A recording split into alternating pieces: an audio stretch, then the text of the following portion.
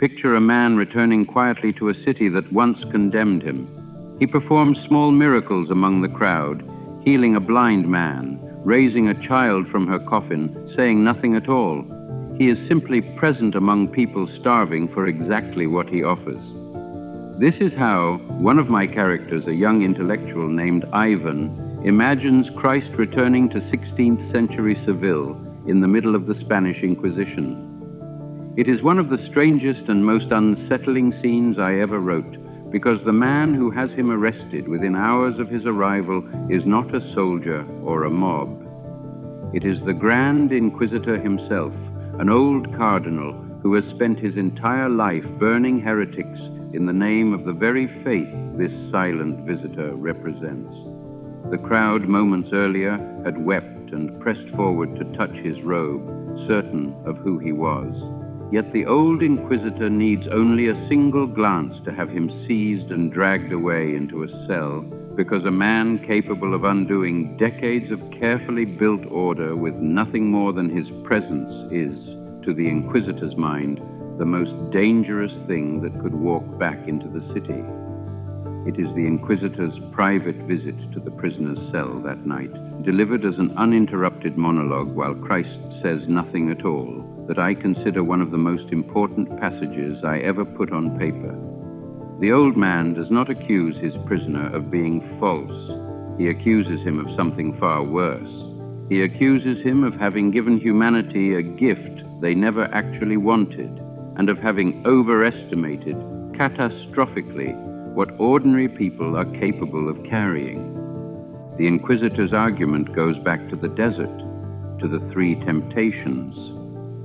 There was the offer to turn stones into bread, the invitation to cast himself from the temple and be caught by angels, and the promise of every kingdom on earth in exchange for worship. Christ refused all three, choosing to give humanity freedom instead of miracle, mystery, and authority. The inquisitor's entire case, delivered with real anguish rather than simple cruelty, is that this refusal was a mistake, however noble it looked. Freedom, the old man insists, is a burden almost no one actually wants once they understand its true weight. Given the choice between being free and being fed, most people will choose bread every time. They will resent, quietly or openly, whoever hands them freedom instead of security, because freedom demands that a person make their own meaning, carry their own moral weight, and decide for themselves what is true without the comfort of an authority who has already decided it for them. Very few people, the inquisitor argues, are strong enough to want that responsibility. Most people are exhausted by the mere thought of it, and they will happily trade the dignity of choosing for themselves for the relief of being told, clearly and finally, what to believe and how to live. So the Church, in this telling, has spent centuries quietly correcting Christ's original error. It has taken freedom back from the people in exchange for bread, miracle, and a clear authority to obey, and it calls this correction love. In the inquisitor's mind, a happy, well-fed, obedient flock is a kinder outcome than a free but terrified and lost one. He goes further still, claiming that only a small number of the strong will ever be capable of bearing true freedom, while the rest will be happier as a managed flock, fed and directed and spared the terror of answering life's hardest questions alone. Offering this arrangement, he insists, is the truest mercy available to anyone who actually understands what people are like. I want you to sit with how much genuine anguish is folded into this argument, because I did not write the inquisitor as a simple villain enjoying his own cruelty. I wrote him as a man who had once tried sincerely to live by the freedom Christ offered, and who concluded, watching humanity fail at that freedom again and again, that the kinder path was actually to take it away. This is what makes the argument dangerous rather than merely wrong. It is built entirely out of compassion for human weakness, and it asks a question every generation has to answer for itself. given the true, unguarded freedom to think and choose and believe for themselves, will people actually use it, or will they hand it back gratefully to whoever offers to think for them instead? Watch how easily people surrender the harder freedoms in ordinary life. There is the freedom to sit with an unresolved question rather than accept a simple answer, the freedom to disagree with a crowd rather than dissolve safely into its certainty, the freedom to build a sense of meaning rather than borrow one ready-made from someone louder and more confident.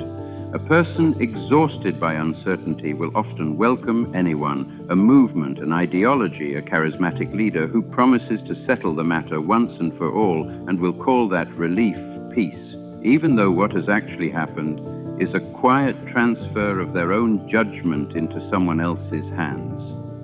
Freedom is exhausting in exactly the way the Inquisitor describes. It offers no one to blame but yourself, and no relief from the responsibility of having chosen at all. Bread, in whatever modern form it now takes, comfort, certainty, a leader willing to do your thinking for you, is so much lighter to carry, and most people, most of the time, will choose the lighter load without ever admitting a choice was being made. The ending of the story is the part I think matters most.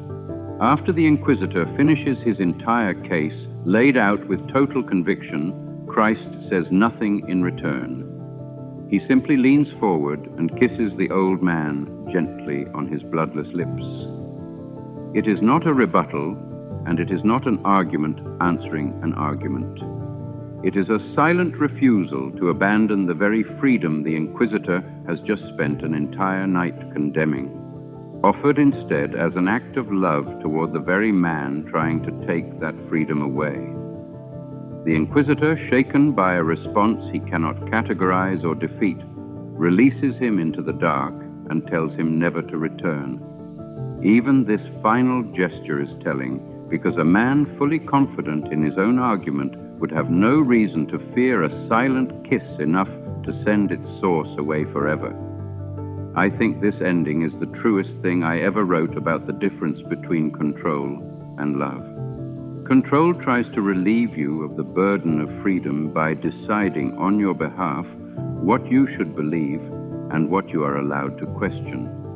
Love, by contrast, keeps offering you the terrifying, dignified weight of choosing for yourself, even when it would clearly be easier for both parties to simply hand that weight over. I want you to ask yourself honestly, where in your own life you have quietly chosen bread over freedom, comfort over the harder work of thinking for yourself, certainty over the unsettled honesty of genuinely not knowing. It is not a shameful question. Most people make this trade somewhere in their lives, often without noticing they have made it at all, accepting a ready-made answer because the alternative, sitting alone with genuine uncertainty, felt like more than they could carry that day. But the story asks you to at least notice, to see the exchange clearly instead of mistaking it for something nobler. The Inquisitor's entire tragedy was not that he lied to people. It was that he told them a truth about themselves so accurate, so precisely tuned to their exhaustion, that they never once thought to ask what they had given up in exchange for the relief. The freedom Christ offered in that desert was never going to be comfortable. It was only ever going to be worth having, and those are not always the same thing, though we spend most of our lives quietly hoping they might be.